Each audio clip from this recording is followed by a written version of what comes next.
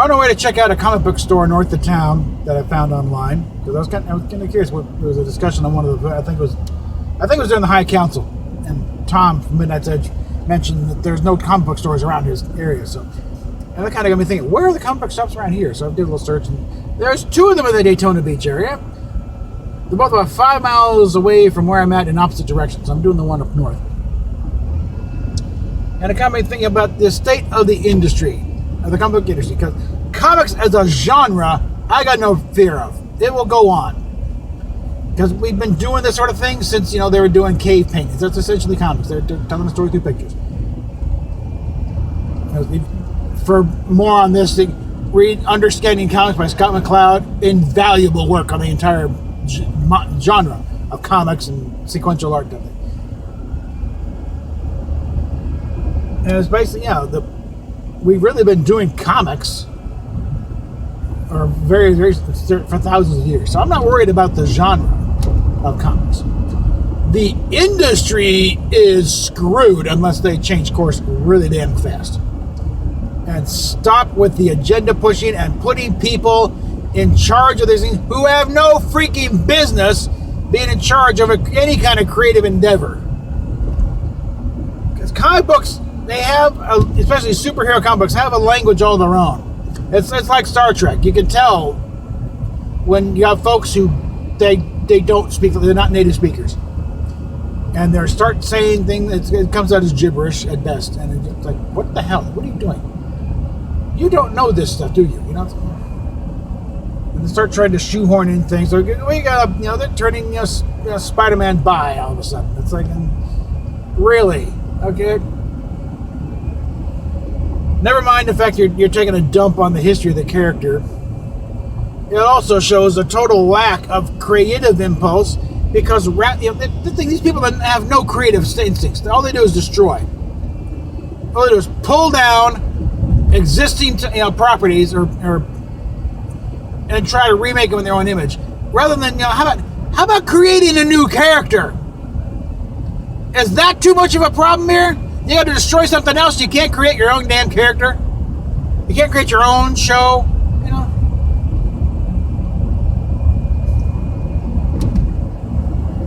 And it kind of goes on to the thing about they keep trying to get Captain Marvel going. They have never. Marvel Comics has never gotten Captain Marvel to work. I think I missed my turn.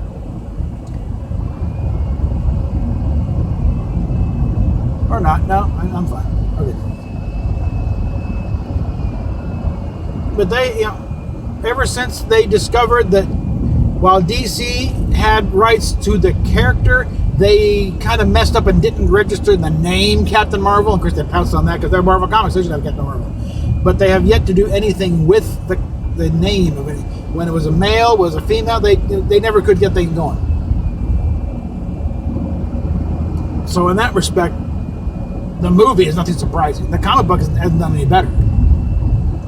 But making it worse is just the fact that they layered it with all this fourth wave feminist agenda crap. And I think a lot of that is also these people who were not around when there was actual oppression going on, when there really was a pay gap, and when women were, actively discriminated against. They have to try and recreate these struggles that were won decades ago just to give their own lives meaning. That's what it amounts to. They don't want to be left out. They got to make themselves count, so they got to tear everything back down so they can save the world all over again, with not a care in the world to the fact that they're probably doing more damage than they think they're solving.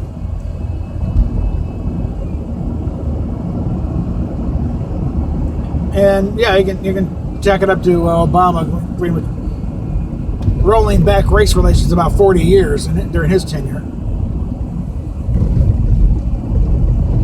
Because everything about race, and we're really at a point where it's like actual racism was such an oddity it made the news. Okay,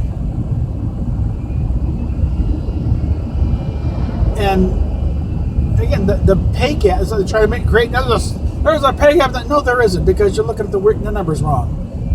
You're doing total, and you're not looking at job to job. You know, because that's the thing. You know,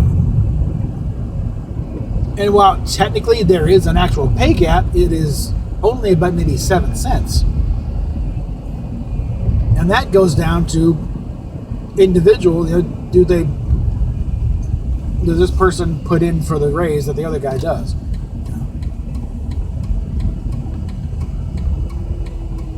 And that, you know, when you're talking about that kind of that in a societal level, that's a negligible difference, okay?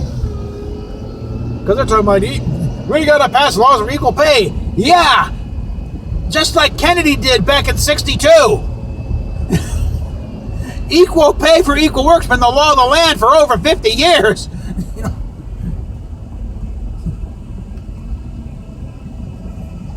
And the same thing with the comics. They keep acting like these fights have never been fought before. We must rise up and stop the injustice. And never mind the fact that, you know, half these people, if this was such injustice, you wouldn't have that job, you minority person, you.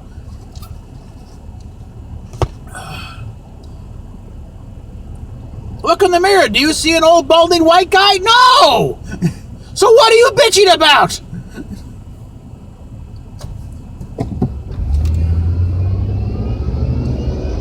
I think that's probably the whole thing of it. They got to give meaning to their own lives, so they got to destroy the world around them so they can save it again. Remember the fact that a lot of us who are old enough to remember when there was a real fight going on, when you had the segregated, you know, water fountains and, you know, and buildings. And then the 70s, when you had the reverse discrimination, where, you know, you had perfectly qualified white people being passed up for less qualified minorities because they're minorities. The justification being, we've had it good so long, we got to tip it the other way. Yeah, right, okay. And the result being that, you have years and years of people, you only got that job because you're black. You know, that didn't help anybody. But I think we were finally at a point where things had pretty much leveled out, and at least that's my perception. There's always going to be cases where, you know, there's still a troglodyte somewhere who doesn't quite get it. But again, institutionally, racism was over. Discrimination against, you know, anybody for whatever reason is against the law. It has been for years. But they want to act like it's 1957 and we're marching on Selma. Yeah.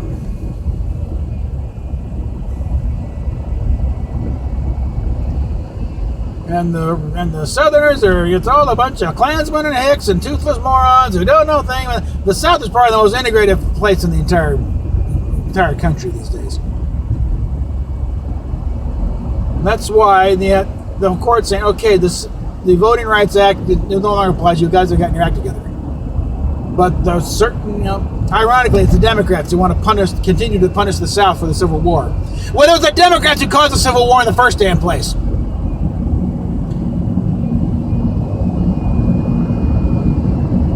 They've been votes revisionists anyway, because the Republicans are all racist. The Republican Party was founded as an abolitionist movement.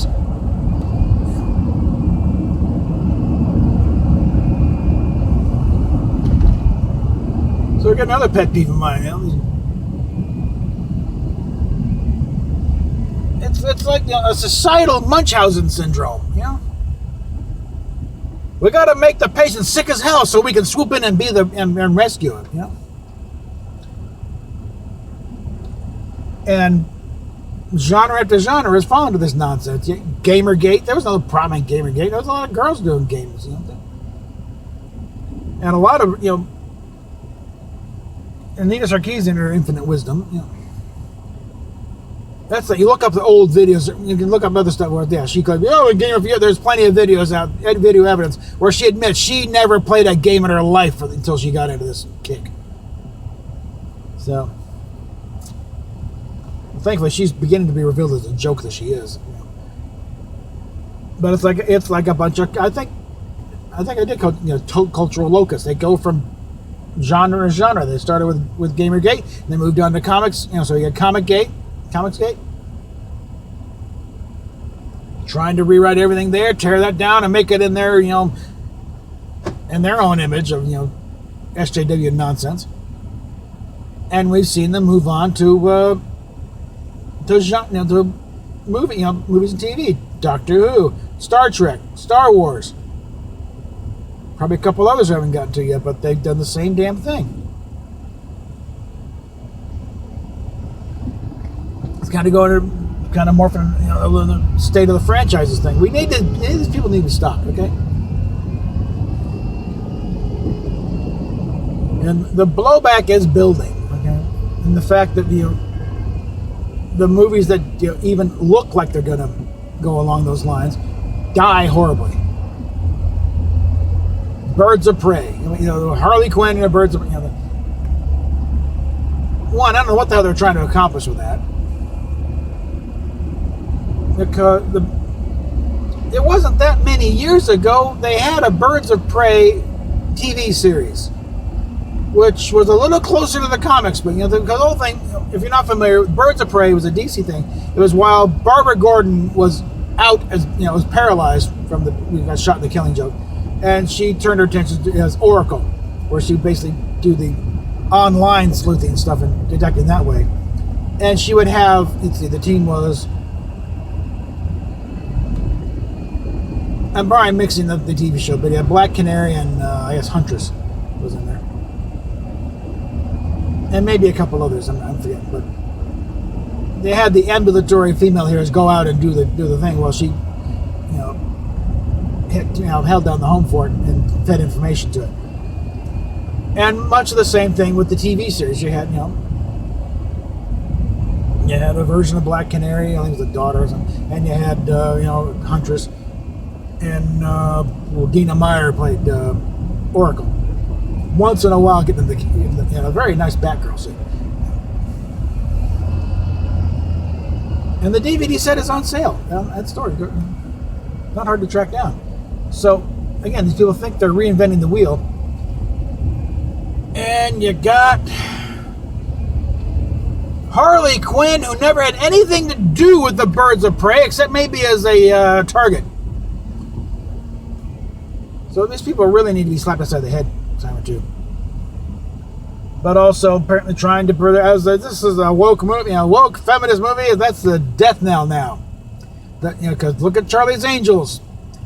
Supposed to be a big, woke-orama, feminist, power thing. It's like, yeah. Nobody wants to do it. Nobody wants to go to a movie and be lectured to. That is one thing with the Drew Barrymore, Charlie's Angels movies. At least they still had enough of a sense of fun. Because Charlie's Angels was never really a serious cop show, okay? It was rightly called a jiggle show. You'd have your moments here and there, but for the most part, this was pretty light stuff, okay?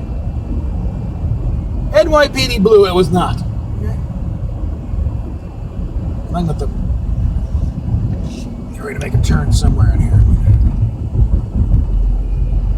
Let's see where I'm going. Yeah, turn here.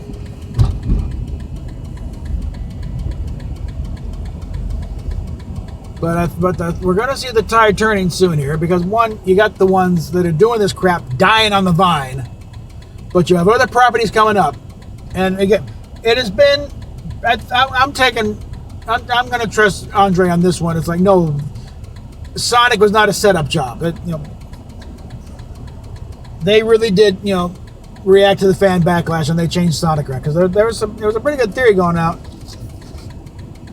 that they deliberately set out this ugly looking Sonic to generate a fan backlash and thus win over fan trust, and then get a buzz going. But apparently no, they and I've also heard that they actually put this stuff out to industry folks, and it was the ugly thing, and also some merchandise had come out, like a costume or two, and it was the ugly, weird looking Sonic. So okay, it would have been brilliant if it was true, but as it is, no, it was just as it's portrayed. They put this out. They probably did some ham-fisted market testing. Yeah, it'll work. And then they get it out, and the fans say, "What the hell is that? That ain't Sonic." And then it's like, okay, we got a problem here, folks. Because they're getting some people at Paramount, or at least the people who made the movie, what is Blur Entertainment, and then I think they got it because that's the same as they did Deadpool. And these guys know it's like, if you ain't got the hardcore fans, you ain't got a movie. Because these are the ones who are going to come back to your movie over and over again. They're going to buy the merch and all that stuff. These guys get it. And hopefully this gospel will spread to other productions. And because we got Sonic and it's going gangbusters. And you're going to have Ghostbusters Afterlife coming out. Where they finally, the grown-ups finally take back control. Okay, now we're going to do this right. So we're getting the band back together. It'd be nice if they can get Rick Moranis in, at least even for a cameo. Let's see Lewis one more time. Let me have your phone go, hey guys, you got your taxes ready? It's that time of year. I mean, it's not about coming back, for a reboot of, the Honey, I Shrunk the Whatever, thing. Please. He's the only one missing, right? They even got, when they got Bill Murray, yes, we got Billy. Okay.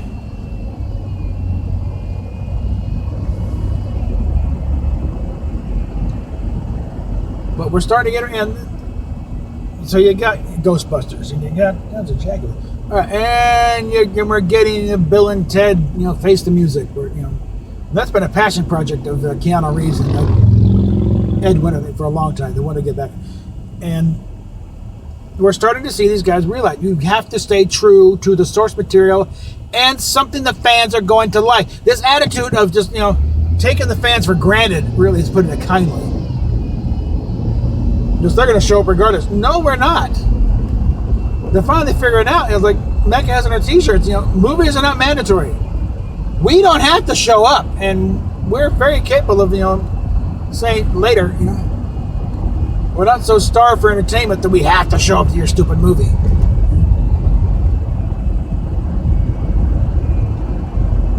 And like with the Star Trek case, it's like we are also quite capable of making our own better than you. So there's a bunch of sets up in Kingston, Georgia. I've shown a few times that. Yep, it would make me absolutely giddy that if they want to do a prequel series, you want to do a proper Star Trek series, use those sets for a while so you build up ones back in Hollywood. Kingston is a very nice town, okay? You enjoy your stay there. The townspeople will love the business.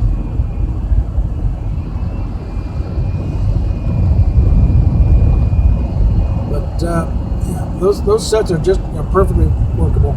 They've done. You put them. The evidence is right there on the Star Trek Continues channel. You light them right, and they're a match for the original show. Okay, I think we are getting close here. Cloak and Dagger. Yeah, this is the one.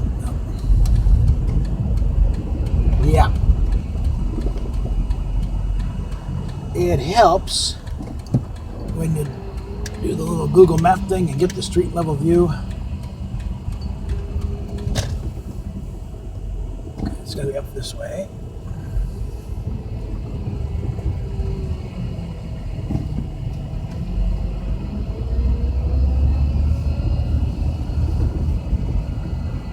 But I think as far as getting back to the topic of how to save the comics industry, one, I like to see it be less of an industry, back to more of a creative thing. But it's going to take, I think, for a while, getting some, putting some old white guys back in charge who did this in the past and can do it now. And here we go. All right.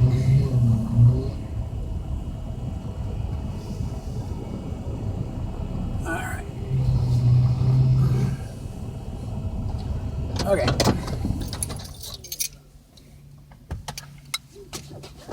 And I think in creative things in general, we need to put an end to this whole idea of seeing these things as platforms to send a message. You want to send a message? Call Western Union.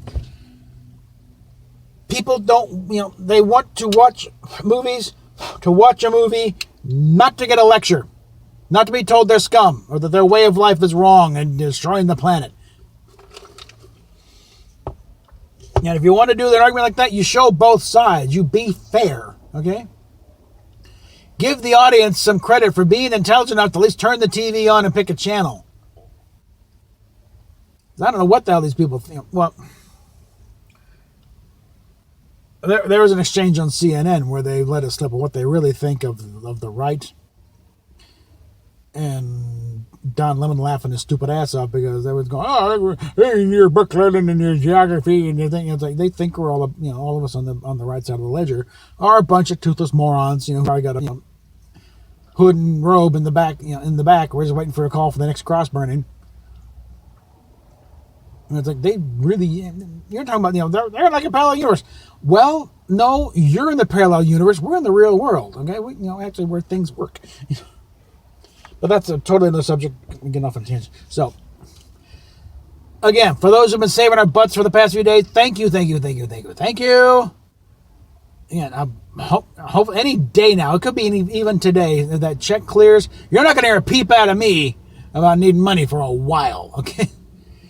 In fact, I hope, before we pull up 6, we're going to do a little few touristy things here and there, and hopefully put together some real good videos on the way out of town. But I definitely got to get back out to Kennedy to replace some shirts. Also, because we went on the shuttle, simulator thing and had a little thing of the picture. They Photoshop your head in a astronaut suit. I got to get another one of those, especially now that I've had the haircut and get the beard shot back. Because it looked like I had been in space for a very long time. So I like to get a little more dignified picture. And like I said, got to replace some shirts that were lost and a few other things, and probably get a bumper sticker or two. And that's wanting to stay in a certain hotel at Disney World. It's like, if they include tickets to the park, then yeah, we'll look at it. But if it's still like $200, but that's another issue. Okay, so PayPal, Patreon down below. Like, share, subscribe. I need to get the subscriber base up, get the viewer numbers up, so it can one day make this an actual viable, income. Because it is a little frustrating because, yeah, I'm monetized, technically getting paid, but I don't get a check until it gets over $100, and it's been a long time between checks. So we can get this thing up, and I can finally catch up to everyone else who's past me, like I'm standing still, and get beyond, the 1,200 subscribers we got here, and we can start doing something. I mean, granted, I don't expect much, in this current situation, but it'd be nice to get a little, they try for everybody to get to 1,200. But I'm babbling. I'll catch you later. And in very nice place. It's here, Cloak and Dagger Comics. The address is 729 South Nova Road, Ormond Beach, Florida. It's just a few miles north of Daytona. They one of those cases where they change the numbers when you cross the border. And right next door, Blue Dragon Video Games, also a nice place. I picked up a Blu-ray of Battle of Britain for about less than $2. So, a few others I wanted to pick up, but I realized I ain't got that much money, so I have to pay in the hotel right now.